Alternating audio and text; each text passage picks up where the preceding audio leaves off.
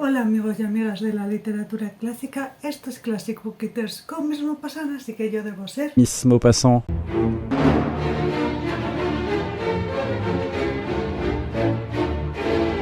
Hola, soy yo, la Carol del pasado para vosotros, del presente para mí y del futuro para el vídeo, para hacer concreciones. La primera de ellas es que tengo que hacer una intro, porque no voy a repetir intro. Hola, para todos los que sois nuevos aquí en estas celebraciones por el 6º aniversario del canal, yo soy Carol, obsesionada con los rusos del siglo XIX, sobre todo con aquellos que son menos conocidos. Bueno, a mí me obsesionan todos, y como me obsesionan todos, pues terminas conociendo a los más desconocidos. En el capítulo de hoy, que os traigo, pues la segunda parte de Un siglo de cuento, el relato ruso en el siglo XIX, que no le debería de haber partido, porque en la primera no le he ido muy bien, imagínate esta segunda parte, pero de verdad estoy convencidísima de que nadie quería un vídeo de 57 minutos yo sola hablando. No lo queremos, ¿vale? Que yo soy ingeniosísima, guapísima y simpaticísima, me parezco lo más ísima del mundo y yo no soy capaz de editar eso, no soy capaz. Dije, madre mía, he tenido una semana de vacaciones en las que no han sido vacaciones porque he tenido que ponerme a grabar ahora mismo, luego hacer un corto, y pues las vacaciones del móvil no han sido. Pero bueno. El tercer, en este caso mini hueco, va para el recopilatorio Los pioneros de la ciencia ficción rusa, que tiene varios autores, ¿vale? Pese a que yo no soy súper fan de la ciencia ficción rusa, hace bastante tiempo que os reseñé los 3 primeros cuentos de 5, porque son los que entraban dentro del siglo XIX, y vamos a ver qué hay en la ciencia ficción rusa, ¿vale? El primero de los relatos que no es demasiado ciencia ficción es Entre la vida y la muerte, de 1892, de Alexei N. Apukhtin, un relato que nos lleva a la conciencia de un muerto presente que está todavía calentito el pollo, para reflexionar sobre los comportamientos de sus familiares ante una pérdida y para mostrarnos la transmigración del alma, que eso no es ni ciencia ficción ni nada. Si hay culturas que creen en eso, ciencia ficción pues mucho no es, ¿vale? El siguiente de los relatos es una joya, y mira que a mí este género no me gusta demasiado, pero este señor era un visionario a la altura de Julio Verne, o venía del futuro, una de las dos cosas. Se trata de En otro planeta, de 1896, de Porfiri P. Infantiev. La historia trata de un señor ruso que se pierde en el Mont Blanc. Un científico extravagante lo recoge y lo lleva a su observatorio escondido de la montaña, y allí le cuenta que ha estado en Marte y que si quiere él también puede ir. Adelantándose a Avatar, un terrestre tiene la capacidad de despertarse en un cuerpo de un marciano, mientras el marciano se despierta en el cuerpo terrestre, siempre y cuando los dos estén de acuerdo, ¿vale? Infantiev sabía lo que era el consentimiento, cosa que muchos hombres en el siglo XXI no lo saben, ¿vale? Pues imagínate lo adelantado que estaba este señor. Y pues allí que se va el prota sin saber nada de Marte. Total, no es como si fuese a otro planeta completamente diferente, ¿verdad, amigos? Pues ahora. La aventura siempre es lo primero. ¿Os acordáis del programa de la tele en que dos madres se cambiaban de familia siendo siempre familias opuestas? Pues así, pero sin cambiar de cuerpo. Esta licencia le permite a Infantiev imaginarse una sociedad mucho más avanzada en la que todos trabajan en la ciencia, y por eso están 1000 años adelantados a nosotros. Vemos campos de cultivo, pero no cómo se abastecen unos supers en los que no tienes que pagar.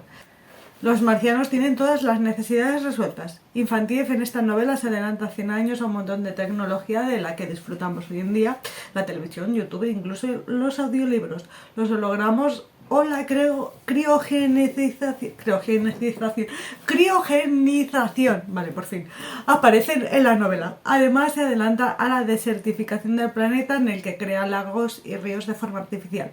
La verdad es que no me ha quedado claro de dónde sacan el agua, pero tampoco es realmente importante porque este señor estaba muy adelantado y pues tampoco le puedes poner los porqués a todos.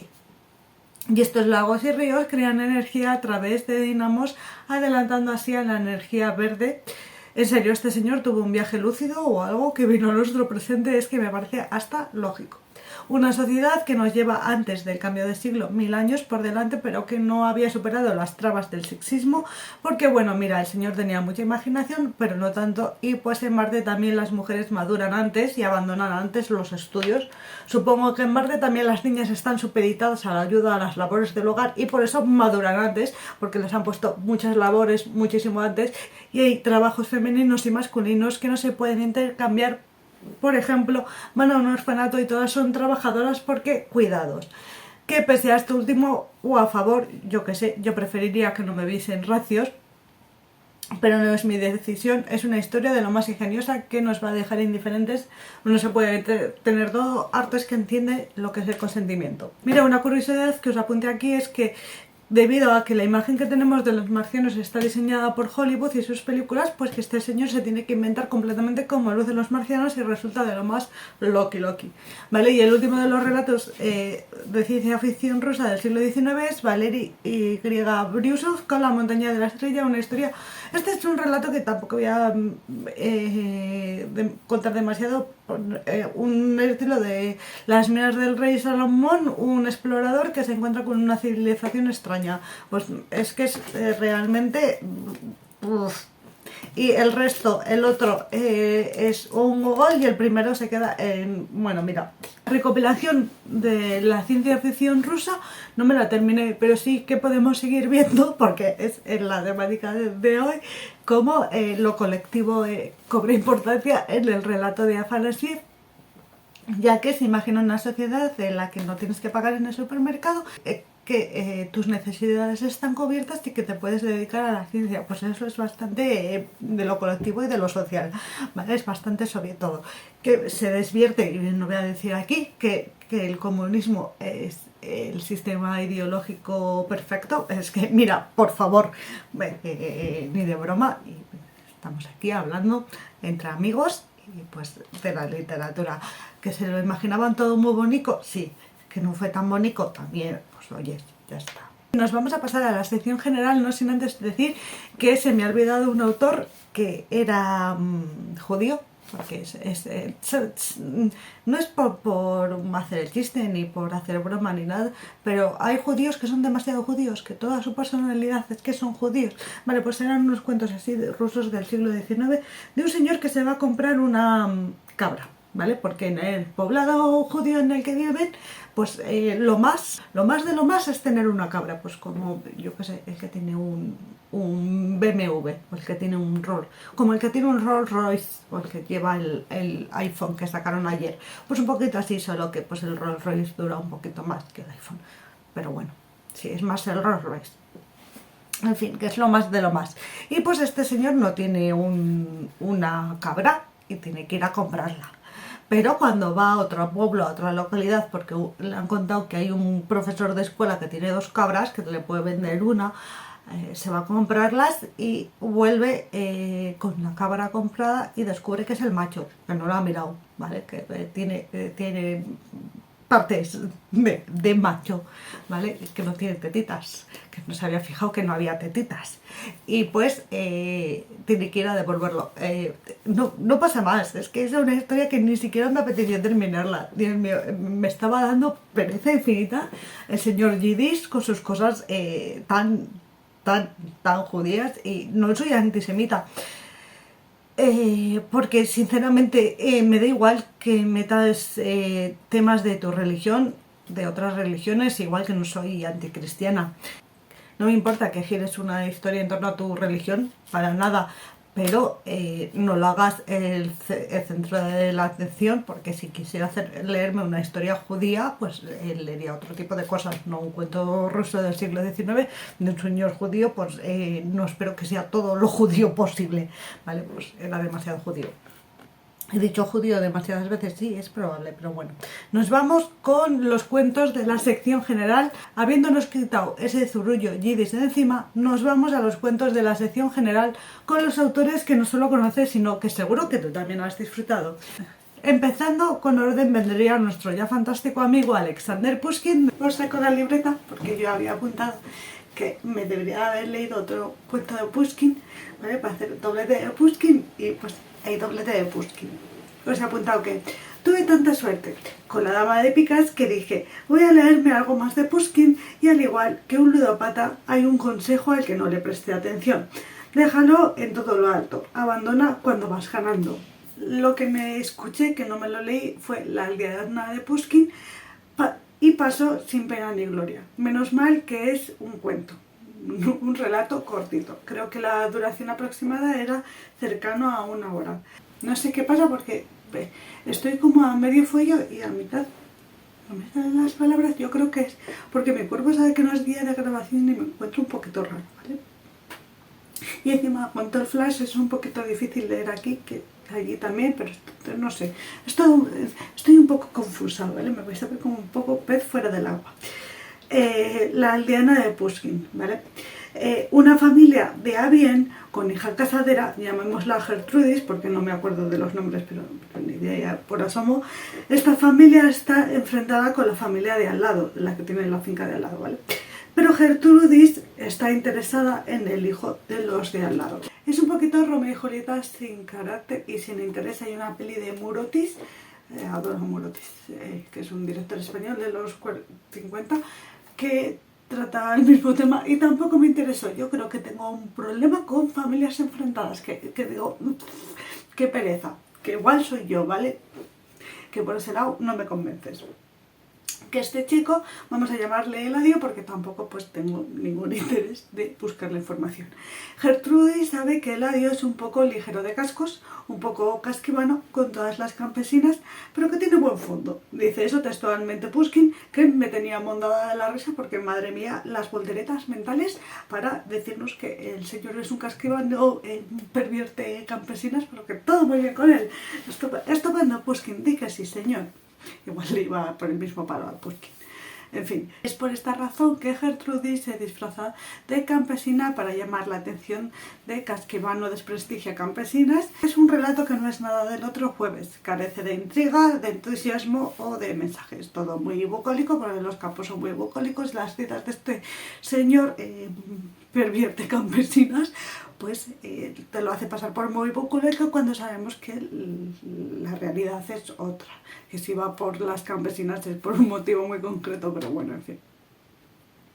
No os puede decir ni siquiera que os lo recomiendo para cuando no queráis pedir mucho, porque es realmente olvidable, ha pasado sin pena ni gloria. El gran cambio de paradigma, el paso del romanticismo en los relatos, lo damos con Nikolai Gogol, pues sus relatos folclóricos nos acercan al romanticismo ruso y el paso intermedio lo da más concretamente con el relato de la nariz, que tiene su origen en la moda que circulaba en la época de miembros corporales que desaparecían. Esto es completamente verídico y real. Desde lo absurdo y humorístico en este relato corto, en significado que no en profundidad, tenemos a un funcionario público que un día se despierta y descubre que su nariz no está, que su nariz se ha ido, que su nariz ahora tiene su propia vida y no solo eso, sino que además descubre que a la nariz le va mejor en la vida que a él y solo en un par de días. Una crítica social acerada y divertidísima de uno de los genios de las letras rusas. Bueno, en esta sección casi todos lo son, ¿vale? Y pues lógicamente Gogol se lleva un Gogolín, imagínate si no. He ido a buscarlo porque os he traído el Chekhov, que se me había olvidado, y no sé ni en qué recopilatorio está, el de la calle Nevsky seguramente, pero que no lo encuentro. Siguiendo el orden cronológico, el siguiente autor que vamos a visitar es Iván Turgenev con el relato El sueño, que usa lo onírico para desvelar un misterio familiar, por lo que vemos que el paso al realismo no lo hemos dado del todo. El protagonista es un joven huérfano de padre que empieza a tener sueños con su padre, pero su padre no es su padre físicamente, quiero decir que en realidad es otro señor, pero que su cerebro lo interpreta como su padre. Y este tipo de sueños se repiten a menudo. Un día, de forma fortuita, se encuentra con este señor que en sus sueños se interpreta como su padre y digamos que ya se conocían de antes. Un relatito de lo misterioso, curiosín, sin más, que sigue la línea de los relatos fantásticos del primer bloque y que yo recomiendo siempre y cuando no queráis pedir demasiado, pero que está bastante bien, dentro de lo que tampoco te lo esperas demasiado. Me ha parecido curiosín, se lleva un Gogolín. El siguiente autor que vamos a visitar es Fyodor Dostoyevsky con El cocodrilo. Otro de esos relatos que son cortos en número de páginas, pero no en complejidad y trasfondo. Esta historia me la he escuchado en audiolibro por aquí en YouTube. En esta deliciosilla historia tenemos que tres amigos, dos de ellos siendo pareja amorosa y un tercero en discordia, se van a visitar una exposición que tiene un cocodrilo. Algo muy bizarro y curioso dentro de lo que es la Rusia del siglo XIX. Pero más bizarro es lo que viene a continuación. El cocodrilo se traga a uno de los tres, pero solo hasta la mitad del cuerpo.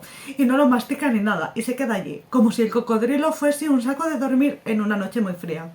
Mientras el amigo intenta de todos los modos revertir la situación del nuevo inquilino accidental de este cocodrilo, el nuevo morador está pensando cómo esto le puede beneficiar social y laboralmente. Su pareja piensa en rehacer su vida, pueda salir o no, ya está a sus cosas, y el dueño del cocodrilo está ya en que no le saca suficiente beneficio a eso de tener a una persona medio tragada por el cocodrilo. Un sálvese quien pueda, un que viva la pepa, divertidísimo, ingenioso y que no os va a dejar indiferentes, o quizás sí, qué sé yo, pero me ha parecido de lo mejorcito en tema de relato corto junto a Gogol y Pushkin, ¿vale? Pues el Gogolín absoluto, sí señor. Y de grande en grande, y tiro porque me toca, llega Lev Tolstoy, nada más y nada menos, con un relato que a mí personalmente no me parece digno de este señor que escribió Guerra y Paz y Ana Karenina. Por muy bloqueo lector ruso que estas dos obras me dicen, no me parece digno. Esto no es digno del señor que escribió Resurrección, pues no lo es. Estoy hablando de la muerte de Iván Ilich. Iván Ilich va a acabar el relato ya no estando entre nosotros, eso lo sabemos. Eso nos lo anuncia el título. Iván Ilich es un funcionario que ha llegado a la cúspide en lo social y en lo laboral. Bueno, igual en lo matrimonial exactamente no. Tiene un accidente mientras coloca unas cortinas, accidente del que cree haber contraído una enfermedad mortal de necesidad, que es en esta enfermedad mucho más mental que real. Vamos viendo cómo Iván va cayendo hacia el ostracismo social, laboral y matrimonial, pues esto es una crítica social. Ni demasiado movida, ni demasiado buena, es una historia que ha pasado por mi persona sin pena ni gloria, de verdad. Que estoy yo aquí intentando disfrutar de Tolstoy y valorarlo, aunque no lo parezca y aunque me lo pongan difícil. Yo os digo que Resurrección es 1000 veces mejor que la muerte de Iván Ilich, que es una historia, pues es que se queda en casi nada. Este señor empieza a sufrir y pues ya está. Quiero decir, tampoco me parece una crítica demasiado acerada, porque no es que este señor hubiera sido el zar y baja a la nada, quiero decir, es que no lo sé, ha hecho un poco así y mucho asado. ¿Qué quiero decir? No te puedes mantener. No está bien, no es para mí, no. Voy a dejar de meterme con Tolstoy, que parece que le tengo en ira y no es cierto. El artista del tupé de Mikhail Leskov, que ese también le tengo. Voy a ir a sacarlo, por favor. De verdad, no he sacado nada. Hago el vídeo menos preparada y salgo sin ropa, de verdad. Por favor. En el artista del tupé de Leskov, de Mikhail Leskov, en esta edición que traigo de Lady Macbeth de Minsk y otros relatos, he elegido otros relatos porque Lady Macbeth de Minsk es una novela corta, igual que Iván Ilich, pero la recopilación de Borges, espero haberos puesto esta compilación que salía con el en 3 cuentos, el de Dostoyevsky, el de Tolstoy y el de Leónidas Andreyev, aparecía de la muerte de Iván Ilich. En el artista del tupe nos encontramos con lo mejor de la narrativa corta del autor. Es un cuento donde confluye la novela histórica con el drama intensito que tanto me gusta y una historia romántica fallida, que nos recuerda a un Romeo y Julieta ruso, en la que un peluquero de las artistas o actrices, lo que sea, mujeres públicas, se enamora de una de ellas. Pero hay un señor muy rico y muy poderoso, creo que es el hermano del terrateniente de la zona, que además es el protector del peluquero. Interesado en esta muchacha, esos señores a los que no se les puede decir que no. Una historia intensita para cuando no queréis pedir demasiada profundidad, que nos recuerda también bastante dentro de lo que es la novela histórica y fijarse en el pasado al romanticismo, porque parece que no avanzamos. ¿Cuándo llegamos al realismo, Carol? Pues no lo sé. De La señal de Vsevolod Garsin es el siguiente cuento que vamos a visitar, porque no se me había olvidado hablaros de Vsevolod Garsin, en lo mejor de los autores rusos del siglo XIX, y esto me hace muy triste porque es un autor fantástico, maravilloso y espectacular. Se me ha olvidado darle a Leskov el Gogolín. Tengo en los relatos estos los premios de final de año de los 2022, y vamos a ver qué dije de los cuentos de Vsevolod Garsin, que además os voy a dejar en la cajita de información el mejor, que me parece a mí, considero la señal de Vsevolod Garsin, que lo leí, ¿vale? Está aquí entre nosotros. Y no aparece nada de los cuentos de Vsevolod Garsin. Bueno, pues de lo que me puedo acordar de cuando lo leí en el aniversario del año pasado, el resumen de la novela corta sería: el hombre es un lobo para el hombre, pero a la vez es el único que le puede salvar. Una historia de pasiones intensas, de lo más profundo de nuestro ser, de las pulsiones más bajas y de cómo somos como seres humanos, que además era el escritor por el que apostaban todos, y decidió, todos los autores más conocidos, y decidió no seguir entre nosotros. Es una decisión pues que tomo él personalmente. Y hay otra de dos pintores también que me parece muy curiosa, en la que refleja la vida de dos pintores diferentes, uno de clase pudiente y uno de clase menos acomodaticia, en la que vemos que los medios importan a la hora de conseguir los fines, importan bastante, ¿vale? Un autor que no os va a dejar indiferentes, de verdad. Tiene una brutalidad a la hora de relatarnos historias increíble. El Gogolín para Vsevolod Garsin, di que sí. ¿Qué puedo decir de Chekhov que no se haya dicho ya? Chekhov es el representante del relato corto y no tan corto ruso. Si se habla del relato ruso, aparece Chekhov. Pues esto es así. Chekhov es el que debería poner en la portada del vídeo. Pues esto también es así.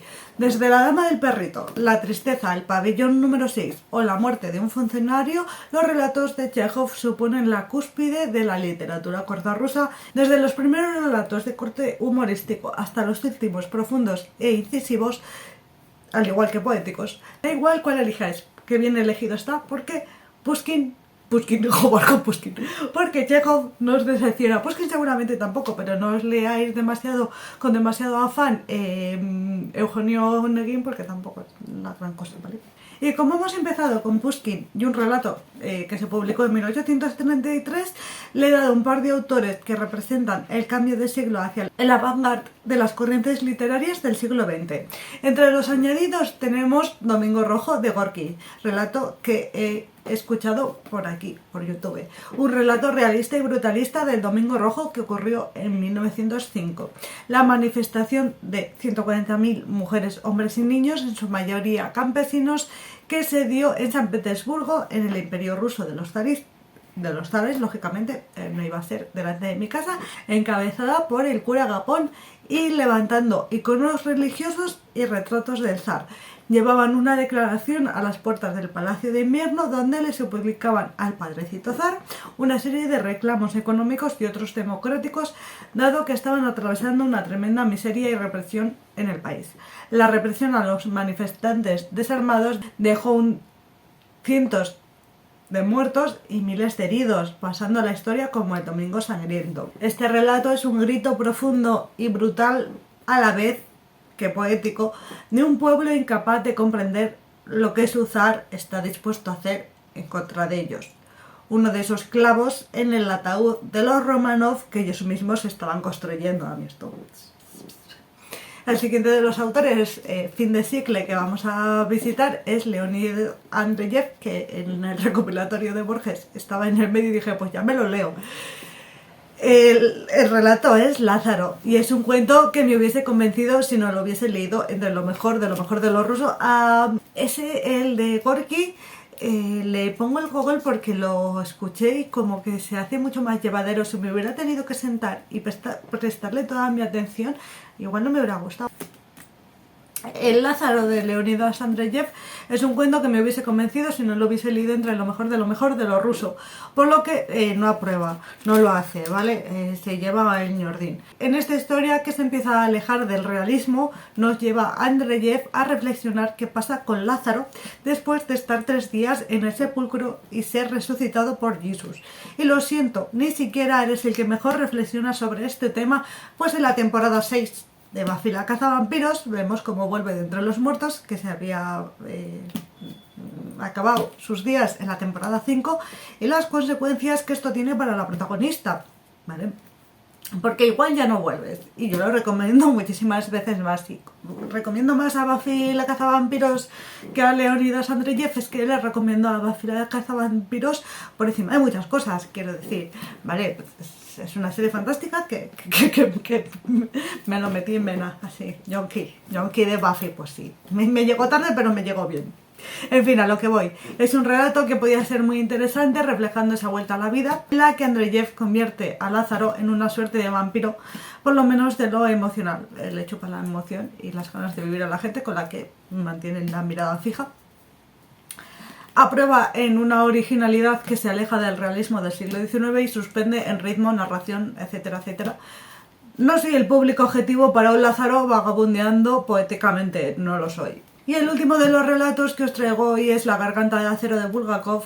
Me lo escuché en YouTube y fue tremenda estafa, porque es uno de los capítulos de la novela Diarios de un joven médico, que a la vez es el mismo título que la novela Morfina, por lo que os voy a relatar qué pasa en la novela corta Los huevos fatídicos de Bulgakov, para no dejar a este autor cojo y no acabar con un autor que no me gusta demasiado, porque Bulgakov siempre se lleva el gogol a la excelencia literaria, ¿vale? En esta crítica acidísima a la sociedad soviética, por la que ya estamos fuerísima del siglo XIX, y por eso me apetecía acabar con este cuento, porque ya supone el fin absoluto del realismo. Tenemos a un investigador que trabaja entre reptiles y que crea un rayo acelerador para el crecimiento de los huevos. Mientras el rayo está en fase de experimentación, es requerido por una falta de gallinas ponederas en la localidad, ha habido un virus de la gallina turuleta o lo que sea, y por una confusión en los envíos, lo que se acelera y agranda son unos huevos de los reptiles, creando monstruos reptiles gigantes. Y digo yo, mejores reptiles gigantes que gallinas gigantes. Original, fresco, crítico, corto, crítico con la sociedad soviética. A mí Bulgakov es de estos autores que no os podéis perder. ¿Se puede pedir algo más? Pues espero que no, porque madre mía, qué vídeo más largo. Eso es todo por hoy, espero que os haya gustado, espero que os animéis a leer muchísimos relatitos cortos rusos y que nos vemos en la próxima. Saludos.